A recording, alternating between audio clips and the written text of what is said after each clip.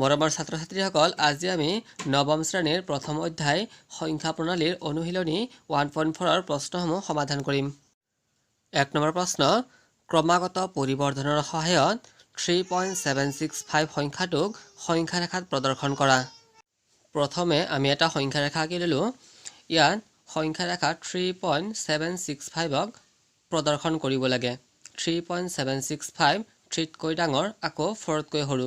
গতিকে এতিয়া আমাৰ 3 আৰু 4ৰ এইখিনি ডাঙৰ কৰি আঁকিব লাগিব। 3 আৰু 4ৰ এইখিনি ডাঙৰ কৰিলে প্ৰথমতে আমাৰ 3 হ'ব আৰু শেষত হ'ব 4।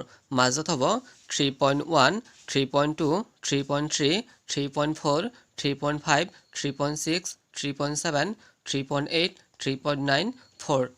এইবাৰ 3.765, গতিকে 3.7তকৈ ডাঙৰ আৰু 3.78তকৈ সৰু। 3.7তকৈ ডাঙৰ হ'ব, 3.8তকৈ সৰু। গতিকে এইবাৰ আমাৰ 3.7 আৰু 3.8ৰ এইখিনি ডাঙৰকৈ আঁকিব লাগিব। 3.7 আৰু 3.8ৰ এইখিনি ডাঙৰকৈ আঁকিলে প্ৰথমতে হ'ব 3.7 আৰু শেষত হ'ব 3.8। মাজত হ'ব 3.71, 3.72, 3.73, 3.74, 3.75, 3.76, 3.77, 3.78, 3.79 আৰু শেষত হ'ব 3.8। ইয়াত 3.765, গতিকে 3.76তকৈ ডাঙৰ হ'ব আৰু 3.77তকৈ সৰু হ'ব। গতিকে এইবাৰ আমাৰ 3.76ৰ পৰা 3.77 এইখিনি আমাৰ ডাঙৰকৈ আঁকিব লাগিব। 3.76 আৰু 3.77ৰ এইখিনি ডাঙৰ কৰি আঁকিলে প্ৰথমতে হ'ব 3.76 আৰু শেষত হ'ব 3.77। মাজত হ'ব 3.761, 3.762, 3.763, 3.764, 3.765, 3.766, 3.767, 3.768, 3.769, 3.77। এতিয়া আমাৰ প্ৰশ্নত আছিলে 3.765ক সংখ্যা ৰেখাত প্ৰদৰ্শন কৰিব লাগে। এইটোৱেই হ'ল আমাৰ এনচাৰ। 3.765ক আমি সংখ্যা ৰেখাত প্ৰদৰ্শন কৰিলোঁ। 2 নম্বৰ, 4.26 সংখ্যাটো চতুৰ্থ দশমিক স্থানলৈ সংখ্যা ৰেখাত প্ৰদৰ্শন কৰা। ইয়াত 6ৰ ওপৰত বাৰ আছে, মানে 6টো বাৰে বাৰে ৰিপিট হৈ আছে। 4.26, 6ৰ ওপৰত বাৰ আছে, মানে 6টো বাৰে বাৰে ৰিপিট হৈ আছে। ইয়াত চতুৰ্থ দশমিক স্থানলৈকে ল'ব দিছে, মানে দশমিকৰ পিছত আমাৰ 4টা সংখ্যা ল'ব লাগিব। প্ৰথমে আমি সংখ্যা ৰেখাটো আঁকি ল'লোঁ। ইয়াত 4.266 আছে, মানে সংখ্যাটো 4তকৈ ডাঙৰ হ'ব আৰু 5তকৈ সৰু হ'ব। মানে আমাৰ 4 আৰু 5ৰ এইখিনি এবাৰ ডাঙৰকৈ আঁকিব লাগিব। 4 আৰু 5ৰ এইখিনি ডাঙৰকৈ আঁকিব লাগে। গতিকে প্ৰথমত হ'ব 4 আৰু শেষত হ'ব 5। মাজত হ'ব 4.1, 4.2, 4.3, 4.4, 4.5, 4.6, 4.7, 4.8, 4.9, 5।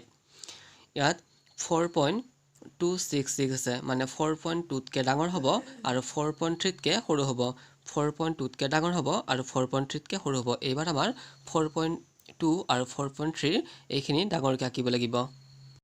এইবাৰ 4.2 আৰু 4.3 এইখিনি ডাঙৰকৈ আঁকিব লাগে। গতিকে প্ৰথমতে হ'ব 4.2 আৰু শেষত হ'ব 4.3। মাজত হ'ব 4.21, 4.22, 4.23, 4.4, 4.24, 4.25, 4.26, 4.27, 4.28, 4.29, 4.3।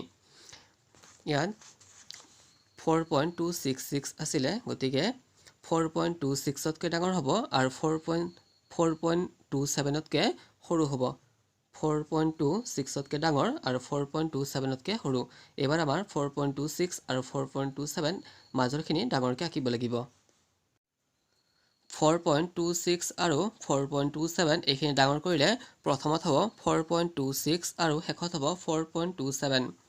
মাজত হ'ব 4.261, 4.262, 4.263, 4.264, 4.265, 4.266, 4.267, 4.268, 4.269, 4.27। ইয়াত 4.266 আছে, মানে 4.266তকৈ ডাঙৰ হ'ব আৰু 4.267তকৈ সৰু হ'ব। এইবাৰ আমাৰ 4.266তকৈ ডাঙৰ মানে এইখিনি আৰু 4.267 মানে এইখিনি আমাৰ এবাৰ ডাঙৰকৈ আঁকিব লাগিব 4.266 আৰু 4.267 এইখিনি ডাঙৰ কৰিলে